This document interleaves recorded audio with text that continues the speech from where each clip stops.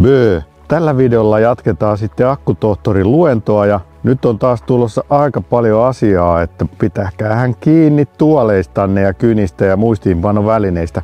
Ja jos et ole katsonut vielä sitä ykkösosaa, niin katoppa se ensin, niin sitten tässä jaksossa puhutaan akkujen ikääntymisestä ja vaikka mistä. Mennään suoraan asiaan, sitä on paljon. Huolehittaa yhdessä vakuutusturva sille mallille, että voitte nukkua yönne rauhassa ja että laskunmaksupäivänä ei hirvitä. Mene sivulle pohjantahti.fi kautta Keski-Suomi.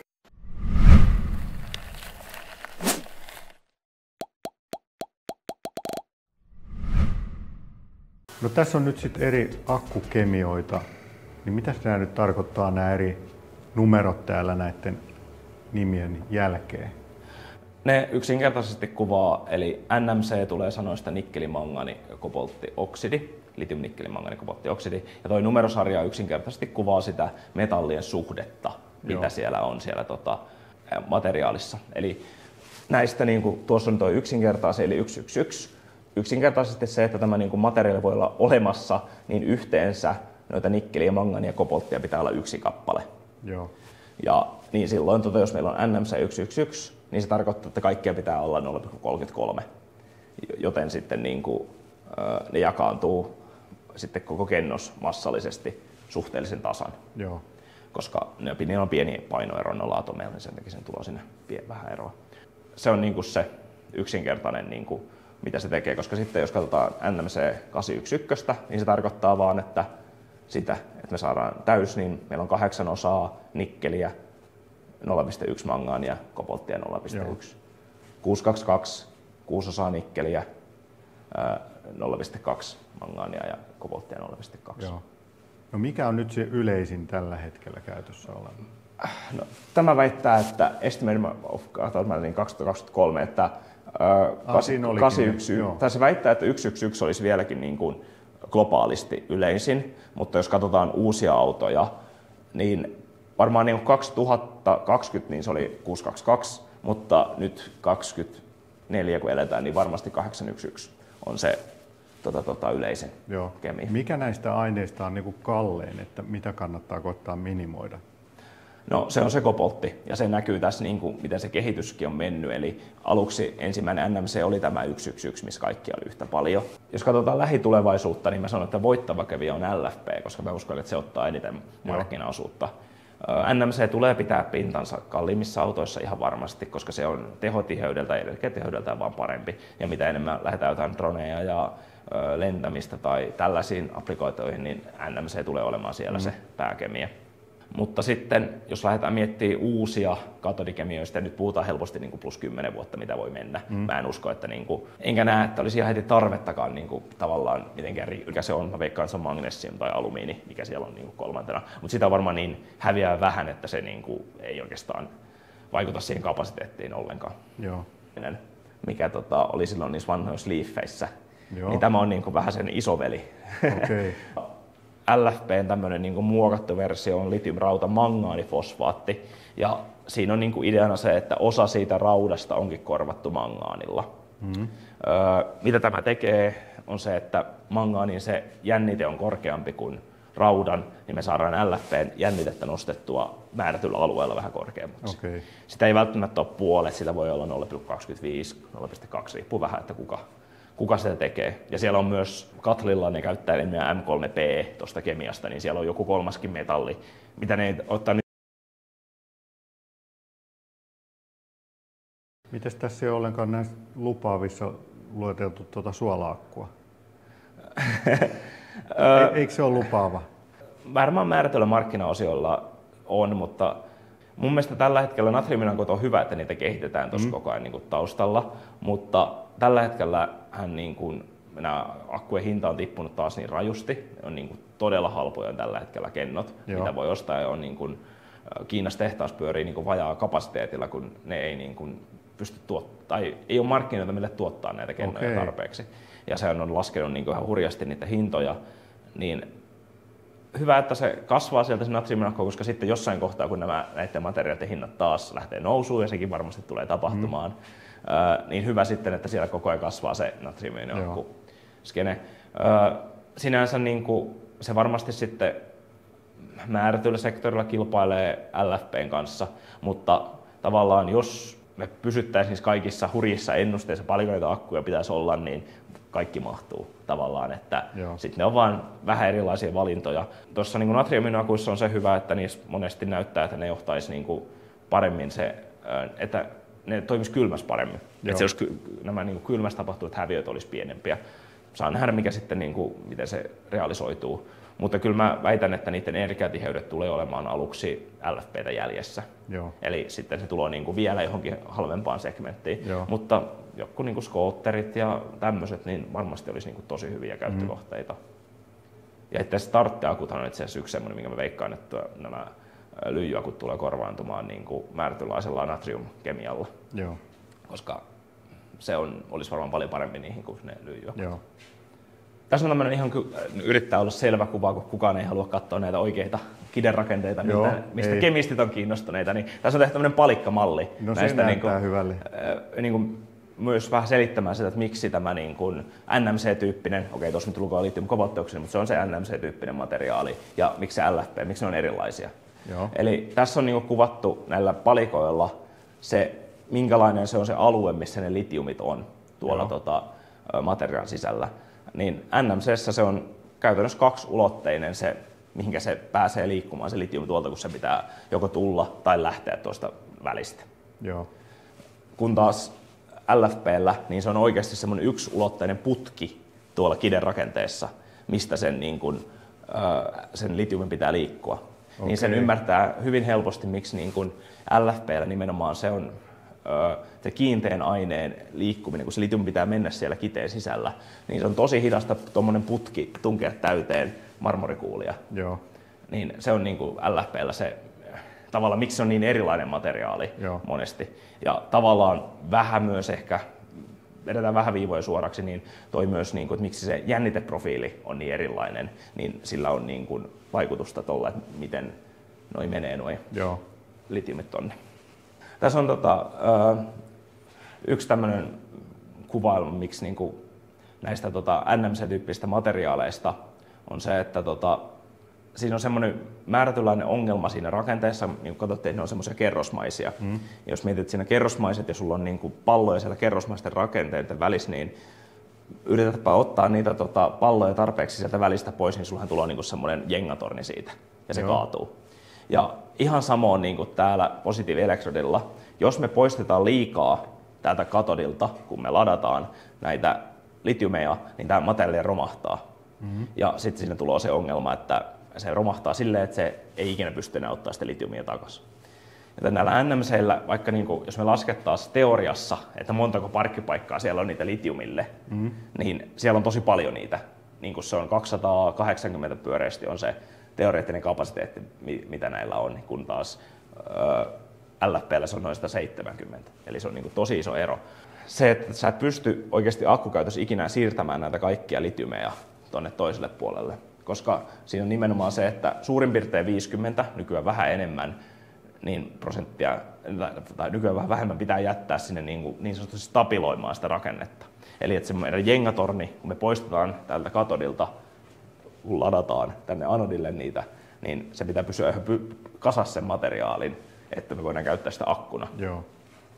Niin se on semmoinen hauska erikoisominaisuus, ja se onkin ollut mielenkiintoista kaikkea, mitä kemistit on keksinyt, erilaisia kikkoja, millä onkin saatu pysymään se pystyssä toi jengatorni. Ja sitten jos verrataan nimenomaan sitä jengatornia tähän LFP:hen, että miksi se on niin erilainen, miksi se on niin vakaa, niin tuossa nyt, näkyy se kiderakenne, mitä kukaan haluaa näkeä, mutta se on kiva animaatio, 2 kuvaa, ja mitä siellä tapahtuu on se, että siellä on ne litiumit siellä materiaalissa ja ei ole. Joo. Ja tuossa näkyy, että se LFP-materiaali, se muuttuu tosi vähän, oli se sitten tyhjä tai täynnä niitä litiumeita, joka on tosi hyvä, koska NMC-materiaalit, ne jopa 10% voi niiden tilavuus muuttua, kun niitä tyhjätään ja täytetään, ja grafiitti samoin. Niin se on akulle aika iso rasite, jos sulla koko ajan on tuommoinen pinta ja se tilavuus koko ajan muuttuu, niin se on yksi syy se NMC-materiaalin kulumiseen on nimenomaan se tilavuuden muutos, mikä siellä tapahtuu. No onko tässä jotain tekemistä siinä vanhan Nokian akun kanssa, kun se turpos sitten Ei ole. Se johtuu sitten siitä niin kuin elektrolyytin hajoamisesta ja sen hajoamista, että siellä syntyy kaasuja, hiilidioksidia ja vetyä ja tämmöisiä. No, siis sä sanoit nyt, että siellä syntyy hiilidioksidia ja vetyä, niin onko se sitten ehkä syynä näihin joihinkin akkupaloihin? On, kyllä varmasti, niin kuin, kun se on ainakin semmoista, niin kuin, ei se ehkä itsestään siellä syty, jos se on siellä akussa syntyy sitä, niin kuin, kun se vanhenee, niin se paisuu. Ja se on tosiaan niin kuin hiilidioksidia, vetyä, metaania, kaikkia tämmöisiä niin kuin pieniä kaasumolekyylejä, mitä siellä voi syntyä. Niin totta kai se on sitten, jos se päätyy semmoiseen paikkaan, että se jotenkin pääsee syttymään, mutta ei se iso riski on niin kuin siinä kohtaa, että jos sulla on niin kuin tommoinen akku, minkä sä näet, että se on nyt paisunut ja se on niin kuin jotenkin ollut jossain kohtaa tosi niin kuin aliladattu. Eli se on niin kuin tosi matala jännitteeseen päässyt se akku. Ja sit sä lähdet uudelleen lataamaan sitä. Niin siinä kohtaa on iso riski, että siellä akun sisällä on päässyt syntymään sisäisiä oikosulkuja. Mistä ne sisäiset oikosulut on sinne syntynyt, niin se johtuu siitä, että kun se akku pääsee tosi matalaan jännitteeseen, niin se anodi, se päällystetään kupariselle virrankerääjälle ja se kupari ei kestä sitä, että mennään niin kuin tosi tyhjäksi ladataan se akku. Joo. Ja sitten se kupari alkaa muodostaa semmoisia niin kuin ohuita lankoja siellä sen separaattorin läpi siellä akussa, jolloin sitten kun sä rupeatkin lataamaan sitä, siellä onkin sisäinen oikosulku, lämpöä, palavia kaasuja. Okay. Se on se turvallisuusriski siinä. Joo.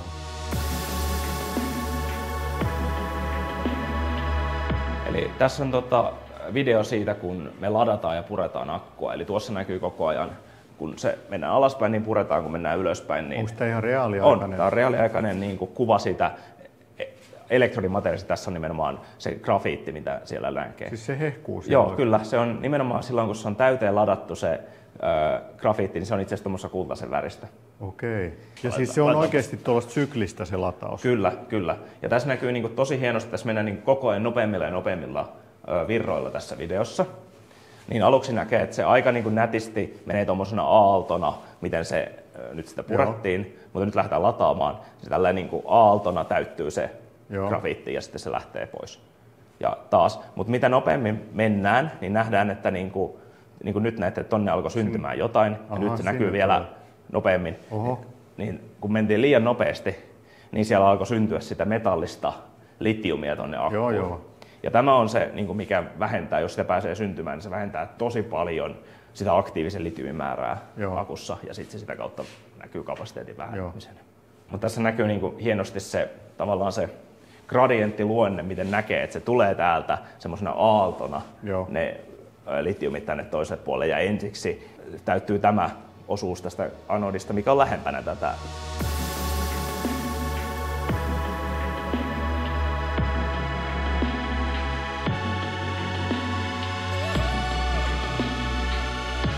No, sitten se, mikä kaikki kiinnostaa, niin miten ne kennot nyt sitten kuluu ja vanhenee?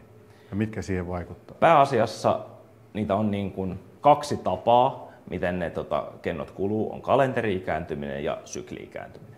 Eli kalenteri-ikääntyminen tarkoittaa sitä, että se vaan on se kenno paikallaan, niin pikkuhiljaa siellä tapahtuu siellä kennossa sivureaktioita, jotka syö sitä aktiivista litiumia ja se kapasiteetti vähenee. Mutta samalla myös sitten kun sä käytät sitä, niin siinäkin on vaikutus siihen, kuinka se kuluu. Ja tällä hetkellä itse asiassa, mitä nyt on lukenut kirjallisuutta niin paljon ja yrittänyt ymmärtää, nykyakuilla mulla on suurempi pelko se, että mikä se kalenteri-ikääntymisen nopeus on, kuin mikä se käyttö on. Okay.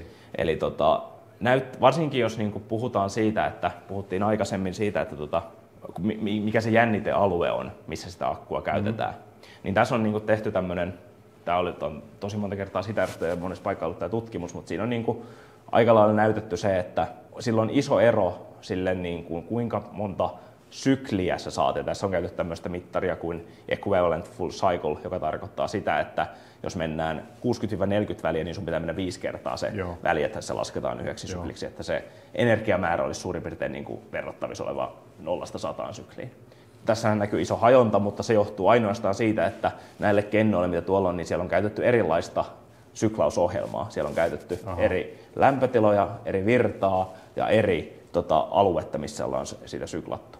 Ja se lopputulos nyt on aika varmasti se, että mitä kaposampi toi syklausalue, eli mennään sitten, aika monet on nyt vahvasti se mieltä, että 40-60 on se niin kuin aika lailla optimi, tosi myös LFPlle, kemialle, jos se saa niin kuin muuten vaan kestää sitä. Niin missä sitä kannattaisi syklata, jos vaan pystyy. Joo. Sillä lailla sä saat niin kuin kaikkein vähiten kulumista siihen akkuun syklatessa. Mutta se on kyllä aika vähän se 20%. Noin niin kuin... Se on aika vähän, mutta en mä ihan hirveästi ressaisi, että jos nyt 80-20 välilläkin pysyy, niin varmasti niin. Kaikki on ihan hyvin. Mutta siis se on mitattavissa oleva ero, että siis ei, se nyt niin kuin, ei sitä kannata ressata, mutta niin kuin, ehkä niin kuin hyvä tiedostaa, että semmoinen niin kuin, kyllä ihan niin kuin on olemassa kaikilla. Tässä nyt on merrattu LFP:tä, NMC:tä ja NCA:ta tässä tutkimuksessa ja se on kyllä niin kuin, ei ole pelkästään tämä yksi paperi, vaan se on kyllä aika lailla. Sitten on tosi paljon keskustelua siitä, että pitäisikö se nyt olla 50 ja 30 välillä vai olisiko se parempi pitää 50 ja 80 välillä se akku. Tai siis tämmöistä siitä on niin kuin paljon ja se on varmaan mahdoton myös tietää sitten sen sun akun kannalta, mikä olisi se optimi, koska sä et löydä sen mittaustuloksia suoraan mistään. Mutta tässä nyt näkyy myös se, että kun LFP-akut on yleensä myös niitä pienimpiä akkuja, nyt ainakin nykyisissä autoissa, niin niitä voi niinku huoletta sitten ladata useamman kerran, kun taas jos olisi iso akku, niin se ladattaisiin vähemmän. Joo, kyllä ne kestää. Samoilla ajosuoritteilla. Tästä on itse asiassa seuraava slaidi on niinku se, mikä tuota vähän muuttaa sitä näkökulmaa. Aha. Mä oon itsekin sitä mieltä, että LFP-akku kyllä se kestää niin kuin eniten käyttöä. Mutta parempi mittari on, mitä niin kuin henkilöautomaailmassa ei ole niin aktiivisessa käytössä, mutta itse asiassa niin kuin raskaasliikenteessä tämä on se, mitä ne mittarin seuraa. Eli tavallaan niin kuin kokonaissäilytty energia. Eli se on kysymys se, että jos sulla on 1 kilowattitunti akkua, niin montako kilowattituntia sä saat siihen 1 kilowattiin puskettua edestakaisin sen niin kuin akun elinjän aikana. Ja se on niin kuin paljon parempi mittari verrata mun mielestä näitä kuin se versus, että montako sykliä se kestää. Koska se syklihän on vaan nyt sitten se, minkä kokoinen se akku ikinä onkaan, niin kuin sä sanoitkin. Ja se on ihan selvä juttu, että jos sulla on 50 kilowattitunnin akku samalla kemialla versus 80 kilowattitunnin samalla kemialla, niin sillä 80 kilowattisella saa ajaa paljon enemmän kilometrejä ennen kuin se on kulunut. Joo. Se on ihan niin kuin, se on täys fakta. Joo. Mutta tässä on tosiaan se, mikä tässä huomattiin tässä tutkimuksessa, että jos NMC:tä pidettiin tosi pienellä välillä, tämä nyt on vaan tämän tutkimukset, sitä ei kannata tehdä mitään niin suurempia johtopäätöksiä, mutta tässä vedettiin 4-60%, niin se itse asiassa se kokonaissäilytty energia on ihan täysin verrattavissa näihin niin LFP-kennojen tuloksiin. Mutta LFP:llä on kyllä niin kuin, isoimmat niin kuin nämä piikit overall, eli kyllä sinne saatiin niin kuin eniten säilyttyä sitä energiaa. Joo. Ja missä NCA:ta oli? Sitä on niissä, ne on niissä Leafeissä vai? Ei, tämä on niissä Teslan Sissä ja niissä vanhemmissa. Joo. Eli niissä 21700 ja niissä. Joo. Se on niinku, tosiaan niinku, ihan hyvä muistaakin se, että jos meillä on kennoja, niin ne alkaa kulumaan siitä hetkestä, kun ne on kasattu tehtaalla. Oikeastaan siitä hetkestä, kun elektrolyytti on lisätty tonne kennoon ja se on suljettu, niin siitä hetkestä lähtien ne kennot alkaa kulumaan kalenteriin kääntymisen suhteen. Eli niillä on niinku tavallaan hyvä tietää ehkä, jos niinku olisi, että koska ne kennot olisi valmistettu. Parasta ennen päivää. Niin, niillä on tavallaan parasta ennen päivää. Kun nyt jos katot, niin tosi monella tämmöisellä, joka myy akkuja netissä, niin on tällä hetkellä tosi kovat alennusmyynnit. Mä veikkaan se, että nyt kun on ollut hitaampaa markkinoilla, niin niillä on jäämässä hyllyyn. Varmaan vielä ihan hyvää tavaraa, mutta ne niin ennakoi sitä, että pian ei saa myytyä sitä ollenkaan, kun se on vanhentunut hyllyyn se akku. Mutta paljon se säilyvyys nyt sitten on? Vähän enemmän kuin maitopurkilla? Vähän enemmän kuin maitopurkilla. Ongelma on se, että ei voi luvata mitään niin kuin tarkkaa. Mulla on viimeisenä vielä yksi slaidi, missä sitä, niin kuin vielä fiksumpi asiantuntija kuin minä paljon, niin on ennustanut sitä paljon hänen mukaansa ne kestää. Mutta tässä on, niin kuin, ja nyt pitää ottaa huomioon, että tämä ei nyt kuvaa mitenkään tämmöistä niin kuin state of the art kennoa. Eli tämä on nyt semmoista kennoa, mihin on laitettu tavallaan mahdollisimman yksinkertaiset asiat sisään, että pystytään ottaa niin kuin muuttujia pois. Koska tämä kalenterikääntymistä pystytään myös kaikilla kemiallisilla aineilla pitkittämään, että se hidastuu se kalenterikääntyminen. Joo. Ja ongelmahan on se, että jos sanotaan, että oletus on, että kyllä ne 10 vuotta kestää, mutta siinä kestää aika kauan, jos mä nyt aloitan testaamaan, että kestääkö tämä 10 vuotta, niin kestääkö se oikeasti 10 vuotta? Nyt ne ensimmäiset sähköautot alkaa olla just siinä 10 vuoden iässä, tosin eri kemioilla. Just näin, että se on mennyt niin hurjasti se eteenpäin, että näitähän tehdään näitä nopeutettuja testejä, ja miten se tehdään on se silleen, että se laitetaan jonnekin 60 asteeseen. Joo. Ja me tiedetään niin kuin perusfysiikasta, että joka kerta kun me nostetaan 10 astetta lämpötilaa, niin kaikki reaktionopeudet nousee suurin piirtein 2 kertaa. Joo. Niin tästä sitten tavallaan mitä yritetään, että kun pidetään niitä 60 asteessa tosi kauan, niin sitten ekstrapoloidaan siitä, että sitten kun se onkin 25, että kauanko se pitäisi mennä. Mutta säilyykö nämä nyt paremmin kylmässä vai lämpimässä? Siis jos puhutaan vain säilyttämisestä, niin kylmässä. Eli kyllä, mutta ei saa mennä myöskään niin kuin liikaa pakkaselle, koska sitten jos ne jäätyy, niin se ei ole koskaan hyvä juttu. Mutta niin kuin jos varsinkin jääkaappilämpötila, niin kyllä pitäisi niin kuin kalenterin kääntyminen pitäisi hidastua siellä. Siinä on niin kuin me ollaan tästä joidenkin piirissä puhuttikin se, että mielenkiintoista nähdä, koska ei sitä kukaan osaa ennustaa, että mikä tulee olemaan niin kuin akkujen ikääntymisen ero Kaliforniassa ja Suomessa. Kaliforniassa on koko ajan paljon kuumempi, niin ne akut käy koko ajan paljon kuumempana, joka niin kuin tiedetään, että se lyhentää niiden elinikää. Suomessa on keskimäärin paljon kylmempi, joten meillä on akut niin kuin koko ajan pitäisi olla kylmempiä, mutta sitten siinä tulee semmoinen riski, että sitten kun me ladataan kumminkin akkuja silloin, kun ne on myös kylmiä, me lähdetään lataamaan.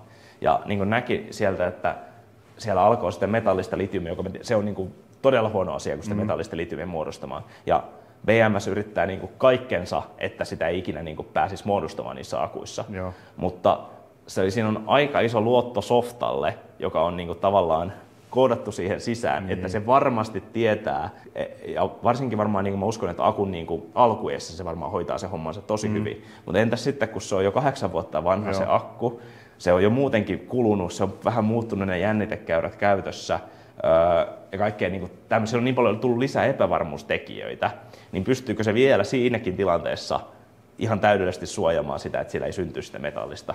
No onko sille eroa nyt sitten, että ladataanko hitaasti kotilataukseen vai pikalataukseen? Mä olin ennen tästä niin kuin tiukempaa mieltä, mä sanon, että oli, mutta mä oon kyllä joutunut nyt ottamaan vähän sanojani takaisin, koska näyttää, että ne on niin hyvin optimoitu, justiin se pikalatausalue, missä ladataan, että se vaikutus elinikään niin kuin näyttää, mitä on nyt tullut niin kuin julkista dataa, paljon datapisteitä, niin en mä uskalla sitä vastaan väittää, näyttää, että se on aika pieni.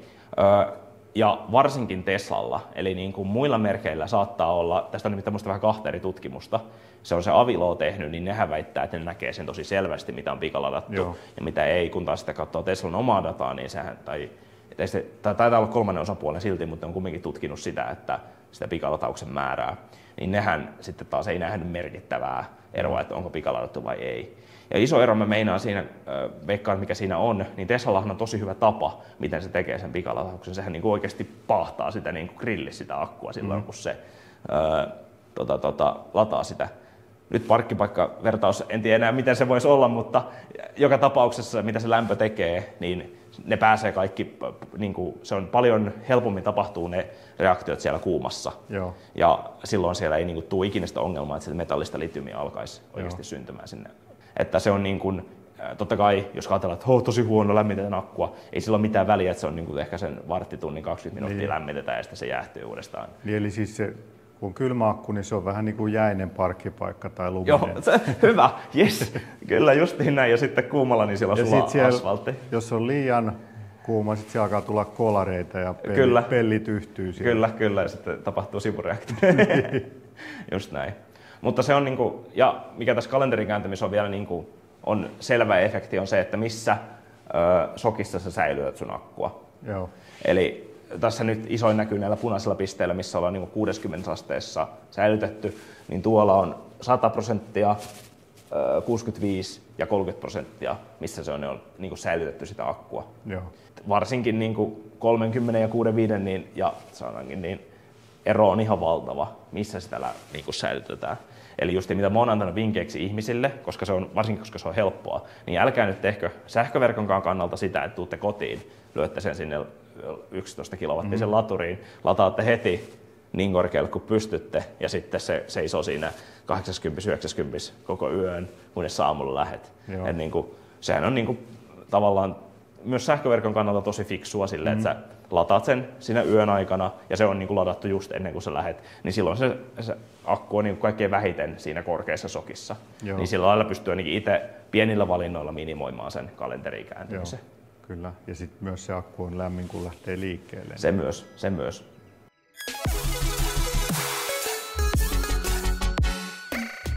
Mikäs hässäkkä tämä kuvaaja nyt sitten on? Tämä on nyt niin kuin sitten se yritetty tehdä tämmöinen kokonaiskuva, en ole itse tehnyt tätä. Mutta tässä on niin kuin kaikki erilaiset syyt ja minkälaisia kulumismekanismeja aiheuttaa ja sitten tämmöiset niin sanotut moodit, mitä on ja miten se vaikuttaa akun käyttöön. Eli jos käydään ihan ylätasolla läpi, no aika kuluttaa, korkea lämpötila kuluttaa, korkea sokki kennossa kuluttaa, virta, matala lämpötila myös, tässä tarkoitan nyt erityisesti sitä latauksen aikana matalaa lämpötilaa.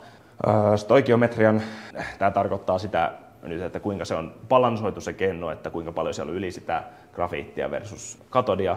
Mekaaninen stressi, kun se tilavuus muuttuu, sekin kuluttaa tosi paljon ja taas myös matalat sokit. Ja erilaisia kulumistapoja on tosi paljon. Joo.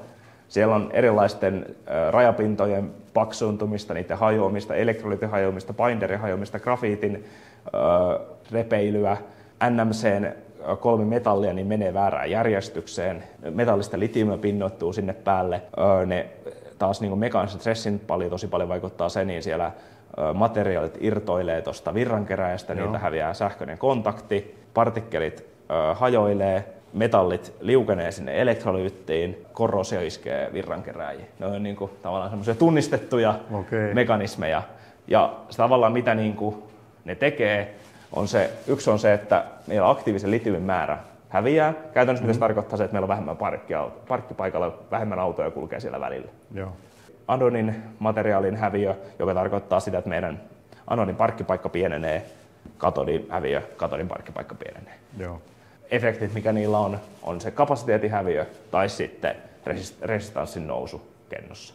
Eli niin kuin sitten tulee lisää lämpöhäviöitä, kun käytetään kennoja. Että ei ole ihan yksinkertaista vastausta, että mikä niin kuin akun ikääntymiseen vaikuttaa. Olisikin. Ja sitten kun nämäkin on tosi yleistyksiä, kaikki vaikuttaa kaikkeen, vaikuttaa, kuka on valmistanut sun kennon, niin sillä voi olla niin kuin joku voi olla isompi vaikutus kuin toisella. Joo. Loppupositiivisena kaneettina voisi niin kuin näyttää tätä, että kehitys on ollut huima. Mm-hmm. Eli tuossa on niin kuin punainen kenno, on kenno vuodelta 2012, sitten kenno B on vuodelta 2014, siinä on 2 eri tyyliä, kenno C vuodelta 2016, ja no, sekin on aika vanhoja kennoja, jos miettii. Silloin on jo päästy tosi koviin niin full-sykleihin, mutta täällä Jeff Dan, jota mä pidän yhtenä niin kovimpina akkututkijoina maailmassa, ne julkaisi hetkistä, että on 2019, hui kauheasta mennyt aikaa, julkaisivat silloin tiedolla niin ennuste ja paperi nimenomaan tähän kysymykseen, mitä ihmiset murehtii. Joo. Kauanko ne akut kestää? Pelkästään niin kennosta lähtien, niin mitä ne ennusti, niin siellä oli NMC 532, grafiittikenno, vähän lisäaineita, 6 tunnissa vedetty niin kuin 0–100 joka päivä ja 350 kilsaa on päästy sillä ajamaan. Niin, mitä ne on laskenut ennen kuin sen kapasiteetti on edes tipahtunut 0,9, on kulunut 25 vuotta ja silloin on ajettu 300 000 kilometriä. Ja noi on nyt eri lämpötilat, mikä toi lämpötila on? Joo, eli tuossa on niin kuin 20 asteessa ja tuossa on 40 asteessa, jossa nähdään kyllä, niin kuin, tuossa näkyy iso ero, mikä sillä on niin kuin lämpötilan vaikutuksella. Joo, eli luultavasti nyt jossain vaiheessa näitä suomalaisia vanhoja sähköautoja viedään Afrikkaan sitten. se voi olla. Siis kyllä mulle niinku toive on, että niinku ne kestää ja mulla on vahva usko, että niinku yksittäiset kennot kestää. Mutta sitten akussa on aina se, että akku on tasan yhtä hyvä kuin se huonoin kenno siellä. Niin. Eli tässä tullaan se ongelma, että me pystytään hyvin kuvailemaan niinku yhden kennon tasolla, että miten kauan tämä nyt todennäköisesti kestää. Mutta sitten kun se laajennetaankin se niinku tuhansiin, pahimmassa tapauksessa 8000, mitä siellä Teslankin siinä niin isommissa akustoissa on niitä kennoja, niin siinä on niin paljon asioita, sulla on pieniä valmistusvirheitä kennoissa, koska se on ihan normaalia, että kennoilla on tosi isoa variaatio tässä, mihinkä ne pääsee. Niin isot pussit? Stringiä, mutta vähemmän? Ei välttämättä. Mä sanoin, että siis semmoinen niin kuin ehkä jos mä saisin itse suunnitella akuston, niin se olisi tämmöinen niin kuin 108S eli 108 sarjaa, se olisi 400 volttia ja 2P eli 2 paraller. Se olisi niin kuin varmaan semmoinen, niin kuin, minkä mä itse päätyisin.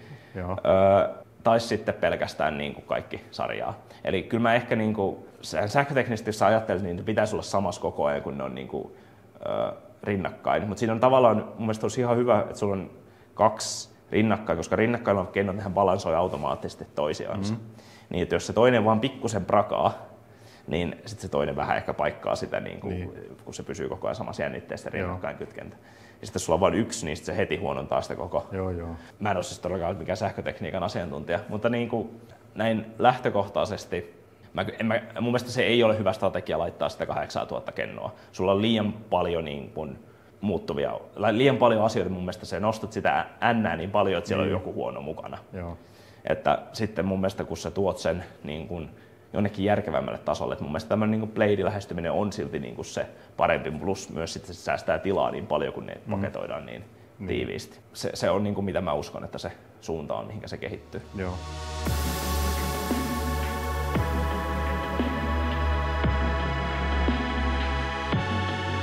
Miten solid state akut, onko ne tulossa? Mä en usko. Tai on varmasti joskus 2035, mutta niin kuin, koska nämä on niin hyvin kehittynyt myös nämä niin kuin, tämmöiset nestemäiset kennot, että en mä tiedä oikein, mihin sä tarvit niitä solid state akkuja. Varmasti ne tulee jossain kohtaa niin kuin tämmöiseen huippu-urheiluautoon, joku kyllä tuo ne väkisin niin kuin markkinoille. Mä en niin kuin näe niitä tavallaan, ne on semmoinen akateeminen kuriositeetti. Ja siinä ne on mun mielestä tosi mielenkiintoinen, mutta se, että joku hurjapäät väittää, että ne on koko ajan niin kuin, ihan just tuodaan autoihin. Toyota on tuonut jo viimeiset 10 vuotta. Just näin. Eli, ja siinä on niin kuin paljon myös semmoista hyppeä, että nehän väitää, että ne pystytään lataamaan niin kuin nopeasti. Ja no tavallaan sä pystytkin, jos sä käytät siellä metallista litiumia siellä anodilla, mutta sulla on myös isot häviöt siinä kohtaa, jos sä vedät, koska se resistanssi solid state akussa tulee olemaan isompi kuin normaalissa nestekennossa. Ja samoin myös nämä, mitä nyt ollaan kehitteillä, QuantumScape, mikä se Power olikaan, mitä niitä firmoja oli, niin ne ei ole oikeita kiinteitä akkuja vielä. Eli niissä on kyllä niissä on se kiinteä separaattori, se on tehty kiinteästä keramiikasta tai sulfidista, mutta ne elektrodit, niin ne on semmoisia, että siinä on sekoitettu semmoinen elektrolyytti mukaan. Eli ne on nestemäisiä silti tavallaan tai nestepohjaisia samalla lailla kuin näissä normaalissa akuissa ne elektrodit, joten siinä mun mielestä, jos tavallaan toive on, että saadaan turvallisempaa akkuja, että päästään eroon sitä elektrolyytistä, niin no, sulla on vieläkin se elektrolyytti siellä kennossa, se ei tavallaan fiksaa mitään. Kyllä ne tavallaan, varmasti niitä putketaan, mutta onneksi Katle on esim. Mun kanssa tästä samaa mieltä, että ne ei ole ihan heti tulossa, niin luotetaan China Overlords, että ne tietää, mitä ne puhuu. All right. Olisikohan tässä nyt tällainen ensimmäinen oppitunti, tai tässä nyt varmaan tuli parikin oppituntia jo. Siis mulla korvissa soi joku vinkuu vaan, kun ei pysy aivot mukana tässä. Tää oli nyt tällainen luento. Mun täytyy ihan istua, tää oli nyt niin rankka homma.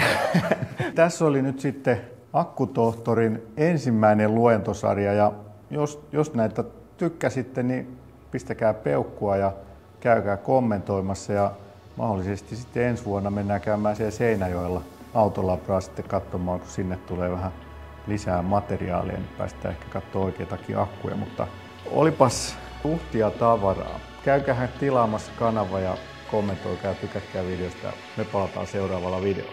Bye bye!